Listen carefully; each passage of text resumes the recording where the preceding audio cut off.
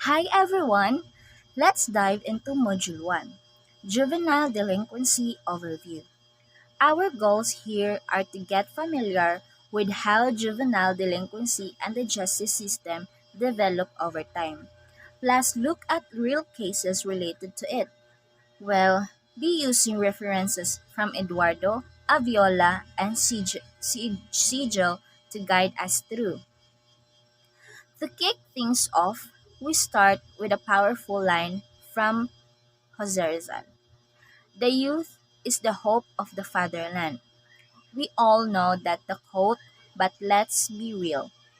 Right now, we're seeing way too many young people getting caught up in violence, abuse, exploitation, and crime. Author Kenny Jin makes a great point.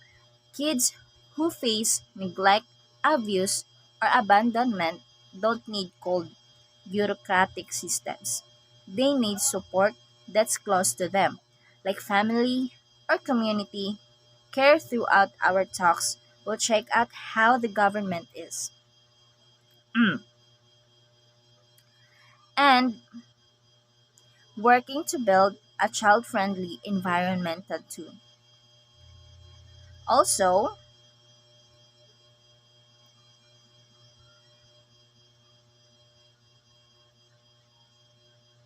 okay, now let's talk about history.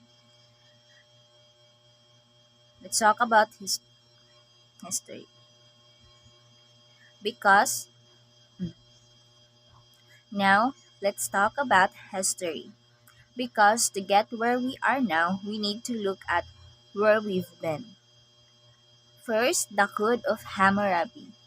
This is the one of the oldest legal frameworks we know of. Back then, societies used it to keep order and punish anyone who broke the rules. The big idea here was lex talionis.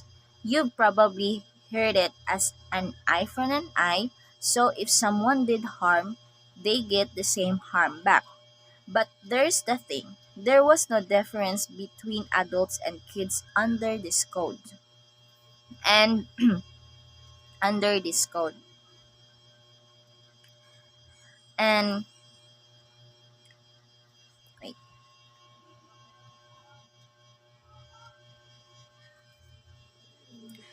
And we dive in into and then and then and then the 641 stubborn child law. This one's pretty heavy. It actually let authorities give the death penalty to kids who disobey their parents. Why? The Puritans believed that if social problems weren't fixed, bring divine punishment on the whole community. They also thought kids were born sinful, so they had to submit to adults. Some were even to labor, some were even go to hard labor. As the notes say, this law was way too harsh. And also, as the notes say, this law was too harsh. No kid should face death or forced work just for acting out. These early systems were all about punishment, not understanding. They treated young people like tiny adults, not like kids who are still growing and learning. So, um, okay. All right. All right, everyone. Let's pick up where we left off with Module 1. Today, we're diving into American post-colonial patterns of delinquency which shape we think about juvenile justice even beyond the US. Starts with child welfare laws. First up, let's talk about how society started recognizing it needed to protect kids. The children only law movement grew because people push the government to step up and improve kids' lives. That lead to new laws, like child labor laws. The big one here is the 1916 Keating-Owen Act. It was the first federal child labor law in America. Sure, it got revised after just 2 years in the Hammer v. Degenhart case, but it paved the way for the Fair Labor Standards Act we still have today from 1938. No more letting kids be exploited for work. That was a huge win. And okay, hold on. Okay, and let's move to the child saving movement. Then came the child savers, a group of concerned citizens who believe kids are born good but turn bad because of their surroundings.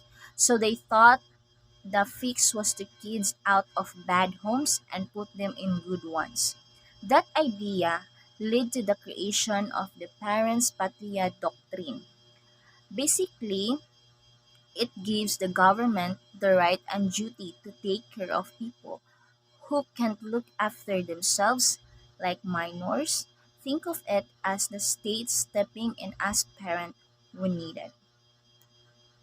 And let's hit some big dates, which is in 1818. Okay, in 1818, a, com- a committee a committee report listed juvenile delinquency as a main cause of poverty. That was the first that was the first time the term was publicly recognized. Recognized before that, no one really talked about youth misbehavior as a separate issue. In 1819, in 1899,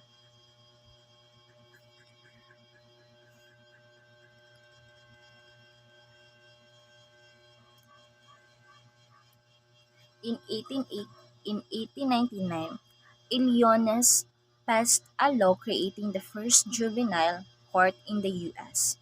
And then and thus, because the model for juvenile justice everywhere, the child savers were behind it.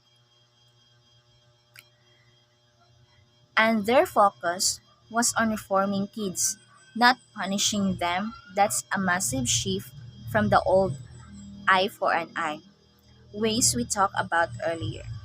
This court also brought in the medical model, treating crime like a disease that can be cured with social help. Some parts of this model focus on separating offenders from bad environments to help them get back on track. And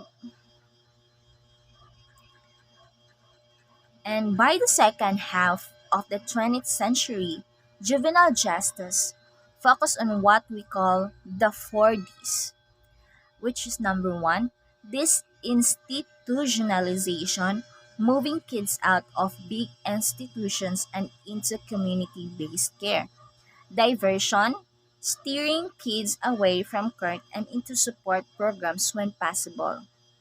Due process, making sure young people get fair treatment under the law.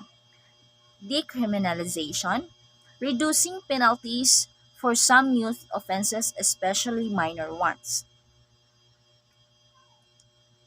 Okay, let's keep rolling with Module 1 again. Today we're covering youth services programs, early correction facilities for juveniles, and some landmark cases that completely changed how we handled young people in the justice system.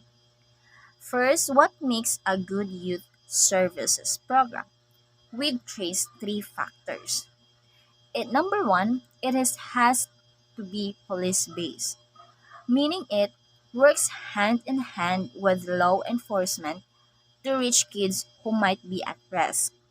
It uses counseling right in the law enforcing setting, so support it there when it's most needed, not just after things go wrong. And and number 3, it refuses on skills training, treatment, building up kids' abilities instead of just punishing them. And makes sense, it makes sense, right? The goal is to help young people stay on track before they get tangled up in a serious trouble. Now let's look at where we use how juvenile delinquents. These are some of the earliest places set up for kids. Number 1, Bridewell.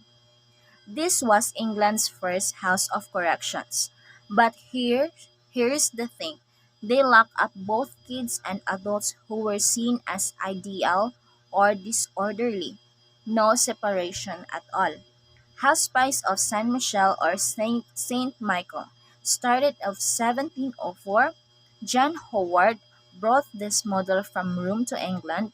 It was the very first place built just to treat juvenile offenders. People called him the father of prison reform for that work. Number 3, House of Refuge.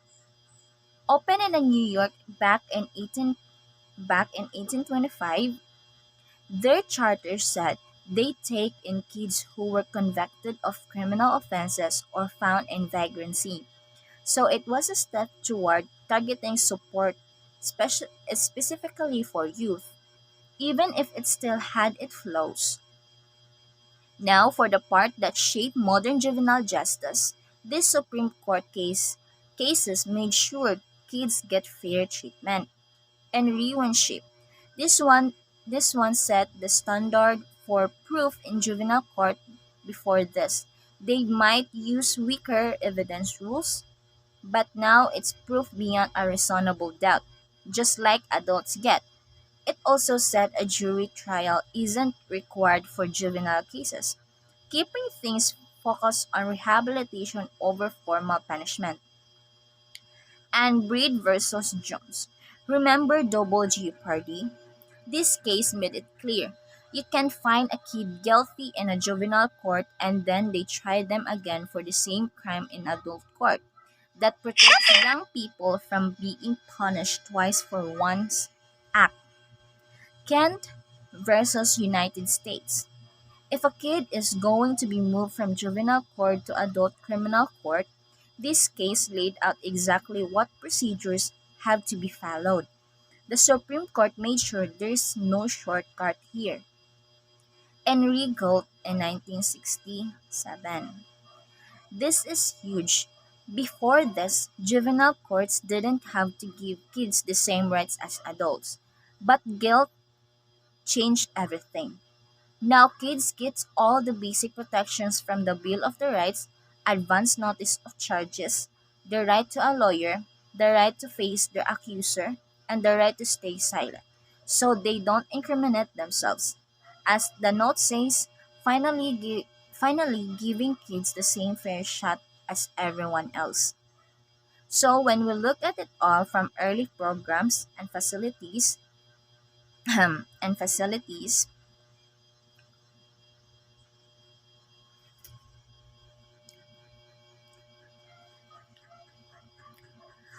all right, folks, let's wrap up again in the module 1 with two more key points that shape juvenile justice, plus a powerful reminder about what our treatment of kids says about us as a society. First up, back in 1977, the American Bar Association made a big call. They endorsed discriminalizing status offenses. Now, what are status offenses? Those are things that are only against the law for kids, like skipping school or running away, but wouldn't be crimes if an adult did them. The ABA said juvenile delinquency charges should only apply to acts that are actually crimes for everyone. As the handwritten notes quotes, this was about moving away from penalizing kids for just being young and focusing only on behavior that's truly harmful. Moves to Schall versus Martin in 1984.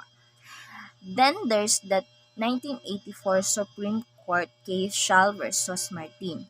This one dealt with preventive detention, meaning meaning a holding a juvenile ahead of trial if they seen as a risk to society themselves. The court said this is okay. They ruled it as a legitimate thing for the state to do to keep everyone safe. The notes mentioned this was about balancing protection with care. Even if detention is temporary, it's seen as a way to stop potential harm while the case is being sorted out. And now look at this powerful line here. The true character of a society is revealed in how it treats its children. That's not just a nice saying. It ties everything we've talked about together, from the harsh old laws to modern protections. Every choice we make about juvenile justice show what we value as a community.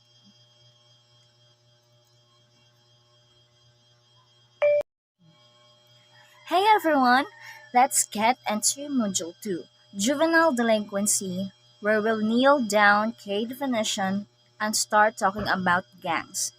First off, let's ground ourselves in what our country says about young people. According to Article 2, Section 13 of the 1987 Philippine Constitution, we've got to remember this.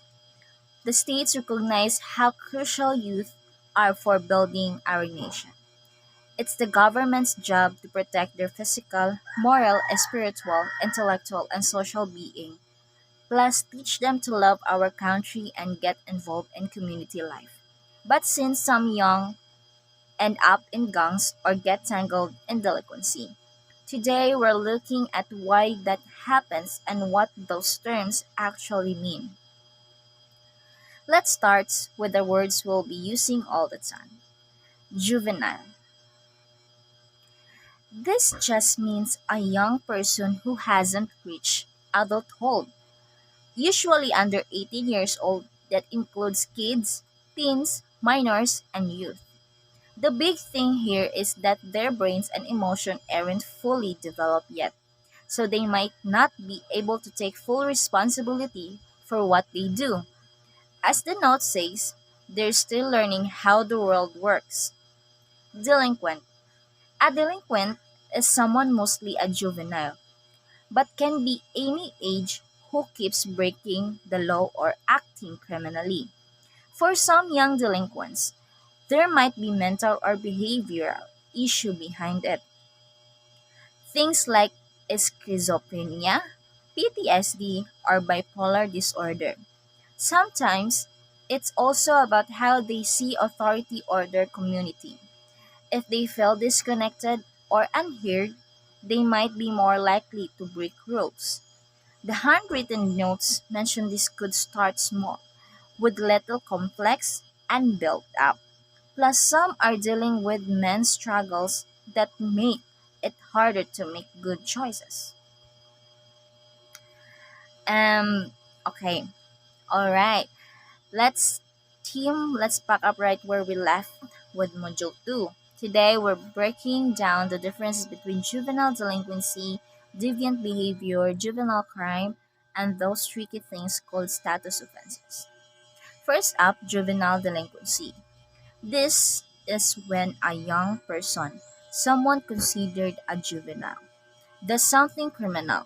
It's not just any misbehavior, not its actions that go against society's rules, norms, and laws, and usually need some kind of correction or even punishment because it affects the public good. The handwritten notes mention things like thief or vandalism here, stuff that's clearly against the law. And while the goal isn't always just to punish, action has to be taken. And now, deviant behavior is a bit broader. It's any action that doesn't fit what a group or society expects, but it might not always be illegal. Think of it this way: some things are seen as not normal or against the unwritten rules even if they don't break the law. The key here is that we have to look at what the community considered acceptable to understand why something is labeled deviant. Next, we're gonna tackle about the juvenile crime and legal terms. This includes all unlawful acts by kids under 18.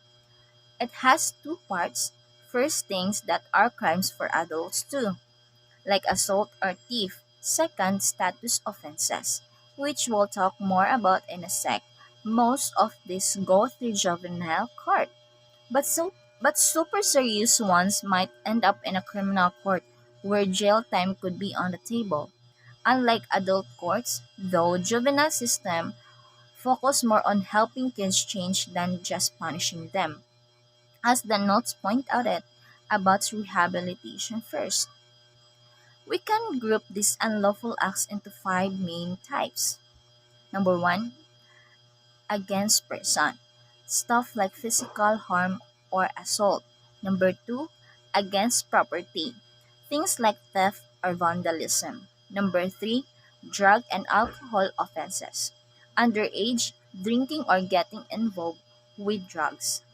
Number four, against public order, like joining in a riot that messes up community safety. Status offenses are only crimes for kids. Okay, status offenses are a big one. These are things that are only illegal because the person doing them is a juvenile. Adults can do them no problem. Examples include skipping school through 1C, running away from home, or curfew violations. These always go through juvenile court because they're about guiding kids, not locking them. As the note says, it's behavior that's only go wrong because of the person's age. Alright. Alright. Everyone, let's dig into module 2. Next section, we're talking about the stage of delinquency, how kids might end up on that path, and the different types of delinquent youth. This stuff really helps us see how behavior can build over time. First up, the stage a young person might go through as delinquency develops. Number 1, emergence. It usually starts small between age 8 and 12. Think petty stuff like larceny, stealing small things, or vandalism. The notes mention things like taking candy or writing on walls, little acts that might seem harmless at first but can escalate. Exploration. By ages 12 to 15, they might move on to bigger things like shoplifting or more serious vandalism. Explosion. Around age 13 is when things often ramp up. Suddenly, there's way more variety and seriousness to their actions. We're talking about things like a car thief, assault, or even drug involvement. Conflagration. By 15 or older, four or more types of crime might be part of what they're doing.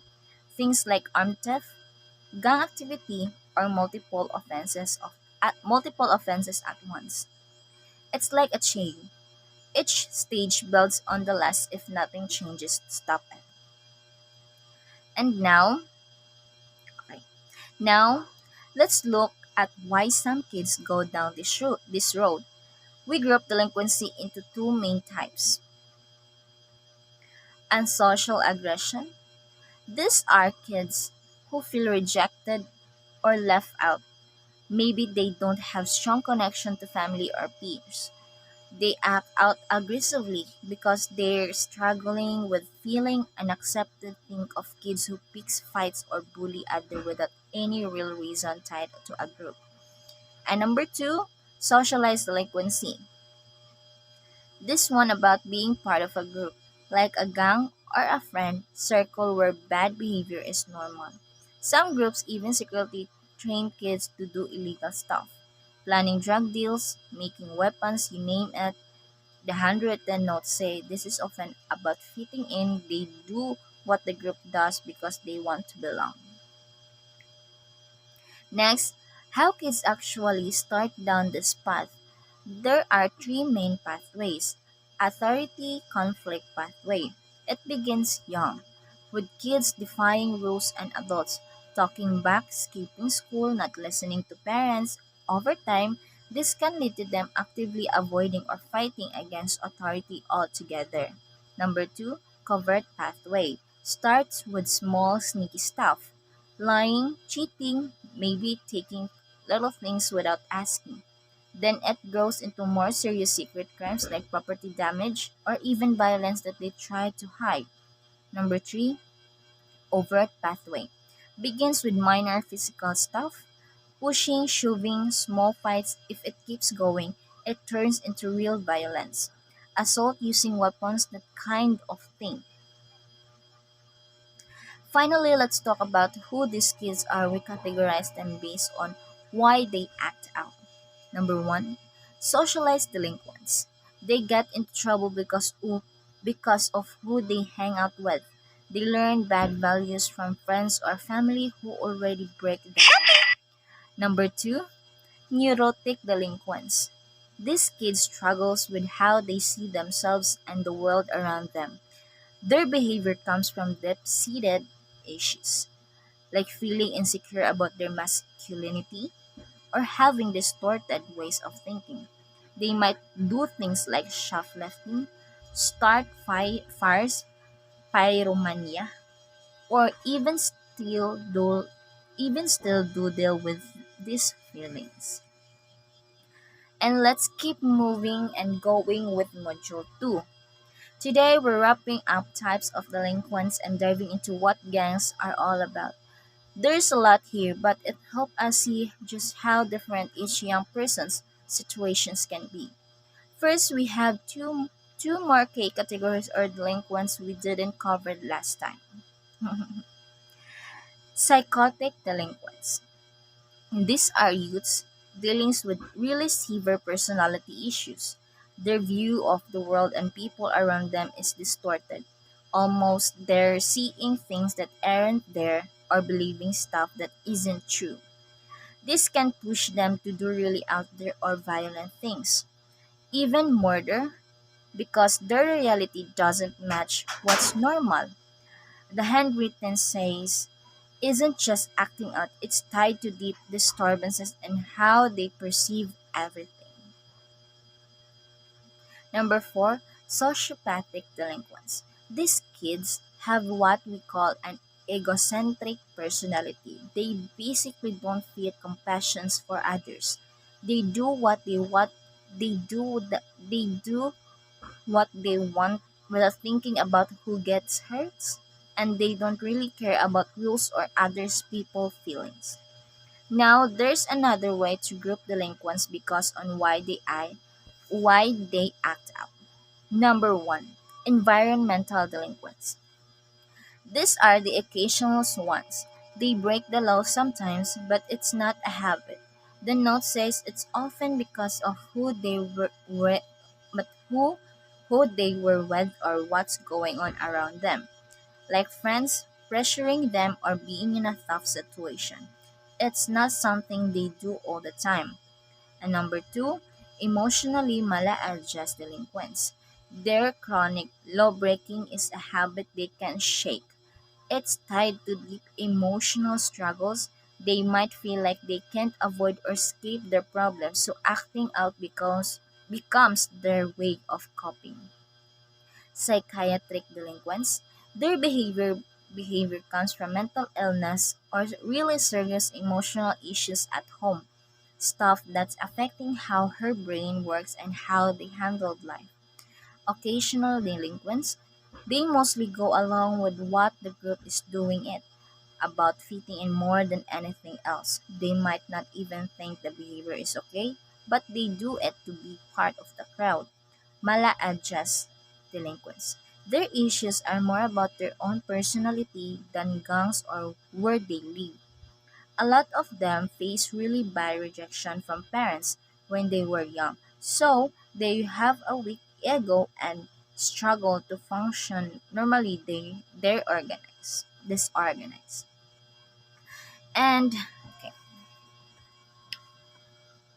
okay, okay.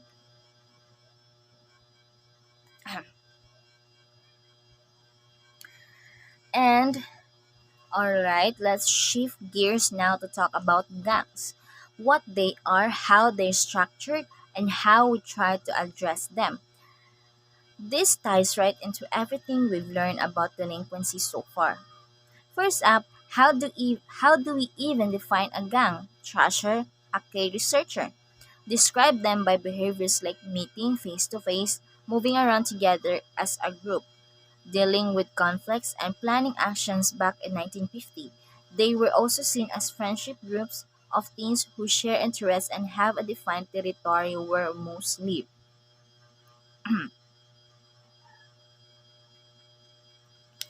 And then there's the youth gang definition. We really focus on it. It's a self-formed group of peers held together by shared interests with clear leadership and roles. They work together to reach specific goals, and those usually include illegal activity and taking control of a territory, place, or even a type of a business like selling something on the street. Now let's break down that makes a gang gang. They have four main traits and the handwritten notes compare it to groups like the Akit Bahay Gang. Number one, organization. They're not just a random bunch of kids. They have collective goals and a way of operating. Everyone knows their role in making things happen. And number two, leadership. There are clear leaders who call the shots, make decisions about the group's plans, and keep things running. And number three, turf or territory. They claim specific spaces, parks, housing, project schools, and use them to do their illegal stuff. These areas are often marked with graffiti, and crossing into another gang's turf is a big risk that can lead to fights or worse. The note says it's like claiming ownership of a place. And four. This is how number four is a cohesiveness. This is about tight-knit they are. Members are super loyal to each other, bound by friendship and shared interests. The handwritten part points out that once you're in it, it's hard to leave. They stick together through thick and thin, even it's leading them to break the law. And finally,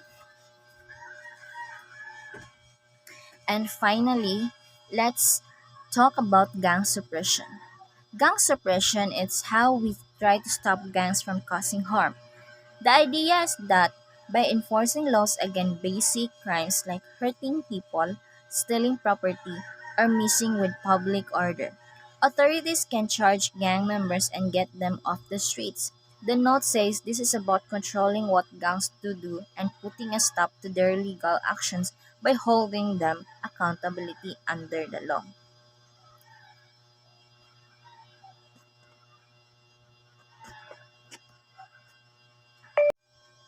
All right, everyone.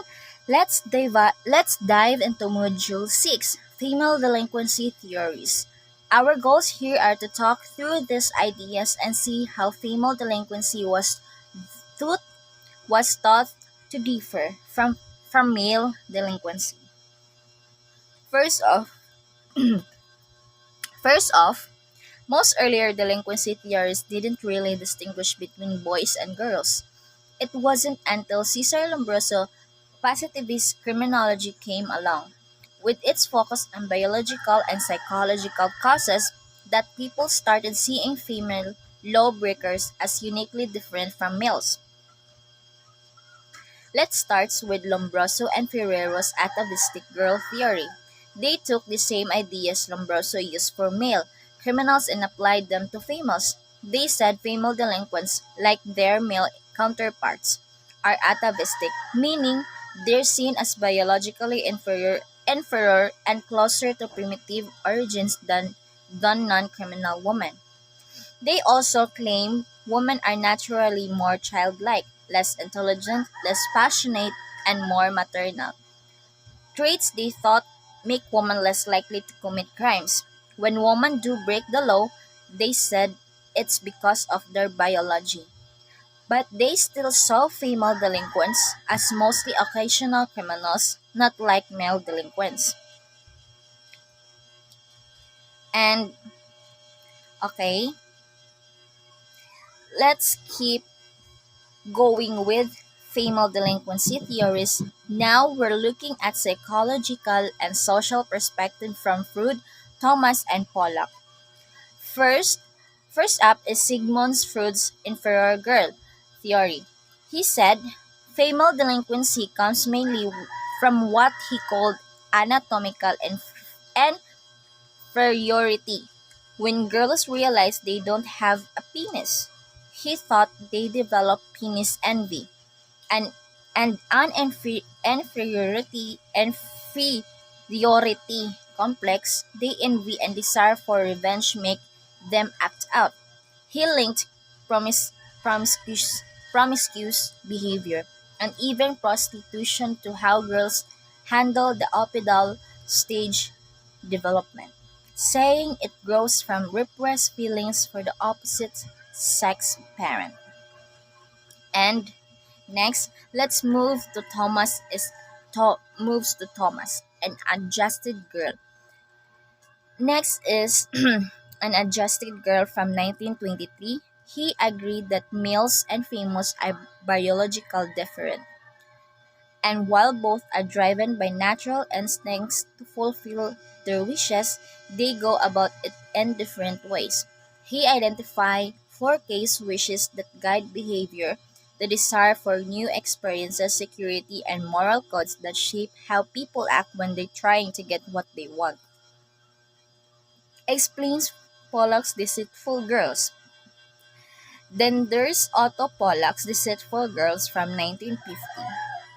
He argued that women are just as criminal as men, but their misbehaviors hidden or masked. He said this is because of physical differences between sexes, plus men often overlook or excuse women's offenses. Pollack thought women are more deceitful than men because they have less physical strength. So they use indirect or sneaky ways to commit crimes or express aggression. Even suggesting mm,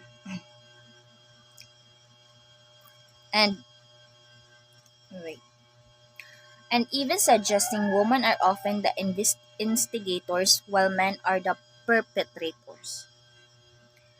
Great. Let's move on Marxist feminist theories and differential oppression theory. This looks at how power, gender, and social structures shape female delinquency. Marxist feminist ideas combine two big concepts: patriarchal male dominance at home and in relationships, plus capitalist control of how things are made and distributed. They say the criminal justice system defines crime as the action that threaten this capitalist patriarchal setup. James Messersmith argues that in society like this, women face trouble marginality. They're subordinate to both capitalists and men. He says girls are less likely to commit serious crimes for three reasons. Number one, most serious crimes are seen as masculine, tied to physical strength, aggression, and showing off achievement. Number two, women have fewer opportunities to get involved in serious crime because they're less powerful. And number three, even illegal opportunities are controlled by men, so women get stuck with smaller rules. The notes also mention how things change when both parents work and share caregiving, shifting traditional dynamics. Then, there's the differential oppression theory. It looks at why both girls and boys might become delinquent, but why girls are less likely to than boys. The idea is that adults oppress kids when they try to impose adults' ideas of order. Kids are seen as less important than adults, so they feel powerless and left out. The more a girl The more a child is oppressed, the more likely they are to act out and become delinquent.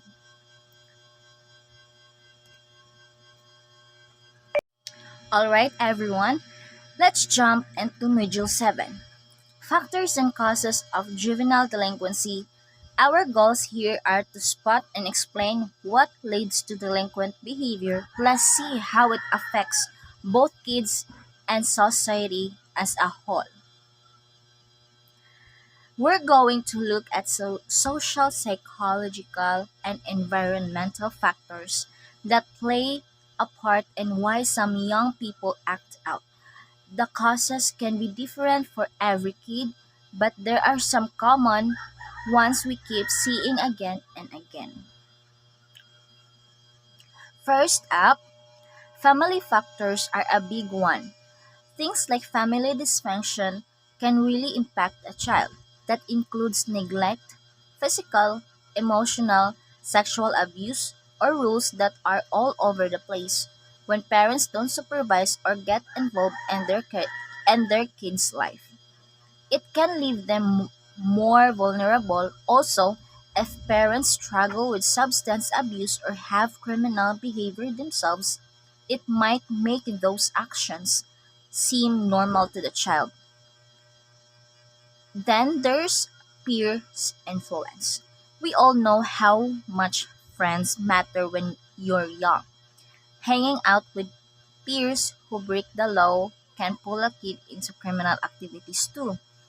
There's pressure to fit in with the groups or norms, even if that means doing risky or illegal.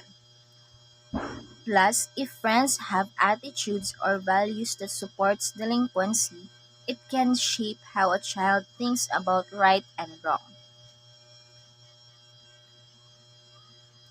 Let's keep going with the factors behind juvenile delinquency. We've got four more big areas to cover now: socioeconomic, school, individual, and community factors. First up, socioeconomic factors. When kids grow up in poverty with limited access to resources and opportunities, it can make them more vulnerable to delinquent behavior. Things like not having good educational chances, low academic performance, and high unemployment in their area, meaning few jobs down the line, all play a part. It's all about the barriers that make it harder for young people to build positive lives. And then there is a school factors. If a kid isn't engaged in their classes or struggling with grades, they might feel disconnected. Skipping school or dropping out puts them at greater risk. Plus, being exposed to bullying or violence at school can really impact how they act and see the world. Individual factors are about what's going on with the kid themselves. Mental health issues like conduct disorders, ADHD, or substance abuse problems can make it hard to make good choices. Low self esteem or feeling worthless might push them to seek acceptance through delinquent acts. And impulsivity or lack of self control can lead to acting without thinking through consequences. Last but not the least, community and environmental factors. Growing up in a high crime neighborhoods with little social support or resources is tough. If kids are exposed to violence, gangs, or substance abuse around them, those things can become normal over time. Also, not having access to positive things like sports, clubs, or good role models leaves fewer healthy ways to spend time and learn.